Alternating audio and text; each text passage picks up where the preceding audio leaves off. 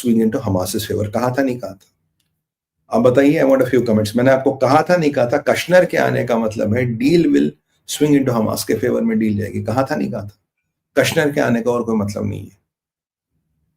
Right? Anybody remembers? I told you Kashmir is the most disturbing part in the deal. क्योंकि उसके आने का मतलब है deal will swing into Hamas's favor. 1 or 2 comments will do. Yes.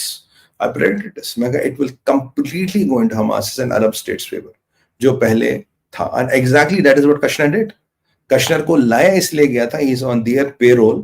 They have given him billions of dollars. तो बोला भाई ये deal को थोड़ा ऐसे कर ले. Give us time, whatever. They must have asked him 4 or 5 things. He exactly managed to do that. Now, Benjamin Netanyahu, public sentiment के against नहीं जा सकते. He is again playing along. He is trying to be हाँ ठीक है हमें लोग मिलेंगे. But I still doubt what is going to be the final outcome. Because मुझे अब भी 10-12 लोगों से ज़्यादा होने में doubt है. मेरा assessment है 10 से 12 लोग इनके पास हैं. उनकी हालत भी क्या I don't know. I don't think they are in a proper shape. और इन्होंने already कह दिया हमारे पास लोग नहीं है. तो मेरे हिसाब से it's not a deal, it's a debacle. मेरे हिसाब से this deal is just to psycho-fancy Trump's egos. Trump के ईगो का ट्रम्पेट बजाने वाला ये डील है. इजराइल के इंटरेस्ट में ये डील नहीं है. इजराइल को ये डील नहीं करना चाहिए था. बट मैं समझता हूँ बेंजामिन नेतन्याहू साहब की भी कंपल्शन से ये डील अब उन्हें करनी पड़ेगी. ये डील नहीं है. It's a death nail. और इसके बाद अगर ट्रम्प ने यहाँ कुछ कलाकारी दिखाई तो Trump will lose all the credibility. वैसे बची कुछ नहीं है. और हमास ने यहाँ कलाकारी दिखाई तो बेंजामिन नेतन्याहू किसी की नहीं सुनने वाला. उसके बाद it will be a complete आर पार वाली परिस्थिति होगी. ये यहाँ एक परिस्थिति है. लोग कुछ इजराइल में जुलूस निकाले thanks to Trump but they have no idea unfortunately what they are doing. और इजराइल में पॉलिटिक्स में थोड़ा भूचाल आ गया. The right wing party supporting Netanyahu's governments are not happy. कहते हमास के आगे क्या, होस्टेजेस के आगे क्या. भाई फिर लड़ाई होगी, फिर कहानी शुरू होगी. इसमें ईरान और हिजबुल्ला बड़ा चुपचाप बैठा. यमन से कोई रॉकेट नहीं आया. Again surprising. यमन से रॉकेट आने चाहिए थे, नहीं आया. तो ये एक सरप्राइजिंग एलिमेंट है. क्यों, इसको जरा हम डिकोड करेंगे. आगे है हमारा जो टॉपिक है. अब इजराइल में एक कमेटी, एक वॉर कैबिनेट की मीटिंग चल रही थी. इतने में एक नेतन्याहू साहब बीच में थे, उठ के मोदी जी को फोन लगाते हैं. मतलब वॉर कैबिनेट की मीटिंग चल रही है कि ये डिसाइड करना है कि हमें इसके साथ जाना है, नहीं जाना है, क्या करना है. अचानक वो उठ के मोदी जी को फोन लगाते हैं. बोलते सर ये डील हुई और डील का अपडेट देने. इससे पहले मोदी जी ट्रंप से बात कर चुके हैं, उसके बाद ये फोन आता है. तो शुरुआत हुआ था मोदी जी ने ट्रंप को फोन किया, डील वील वो सब, और फिर यहाँ बेंजामिन नेतन्याहू का फोन आता मोदी जी को, साहब ये कुछ डील है, ये क्या है. अब भाई लॉजिकली भारत तो मिडिल ईस्ट में प्लेयर है नहीं कागजों पे, बट इनफॉर्मली भारत का रोल मिडिल ईस्ट में बहुत ज्यादा है. और ये एक और आपको चीज दर्शाता है, ये आपको दर्शाता कहीं ना कहीं भारत और इजराइल अब स्ट्रेटेजिक लेवल पे और मिलिट्री लेवल पे एक दूसरे से नजदीक आ गए. एक दूसरे से विचारों का आदान प्रदान हो रहा है, एक दूसरे की समस्या को समझ रहे हैं.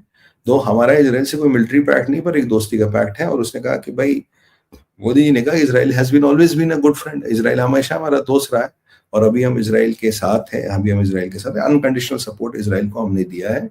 We are with Israel. और हम चाहते हैं कि होस्टेजेस आए, जो हमारी दिली इच्छा भी है.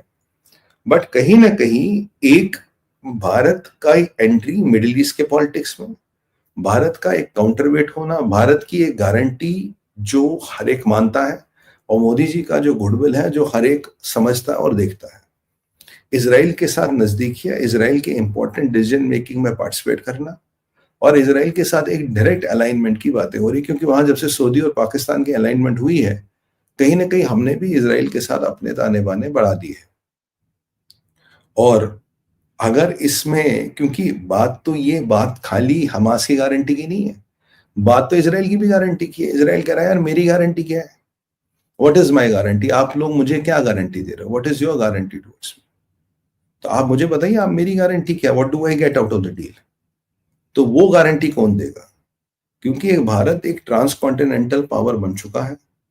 और अभी अब यूके के, अगर आप प्रधानमंत्री केयर स्टामर को आज सुने, उसने कहा भाई 2028 में Bharat will be the third largest economy. Latest 2028 latest will be the third largest economy in the world. तो भारत का किसी भी बड़े जियोपॉलिटिकल थिएटर में भारत का योगदान, भारत का वर्चस्व और भारत का स्टैचर यहाँ आपको बिल्कुल क्लियर दिखता है। और यही चीज हमें आज इस फोन से समझ आती है। और मुझे ये लगता है कि मोदी जी का रोल बड़ा है, मोदी जी का रोल बिहाइंड द सीन्स है जो हमें पता नहीं लगेगा। और मोदी जी और भारत कहीं ना कहीं इस सब गेम में कहीं ना कहीं हमारा इन्वॉल्वमेंट है, जो with due course of time हमें पता लगेगा और ये चीजें ड्यू कोर्स ऑफ टाइम बाहर आती है। नहीं तो इस कमेटी की मीटिंग को छोड़ के मोदी जी को फोन करने का मतलब था नहीं।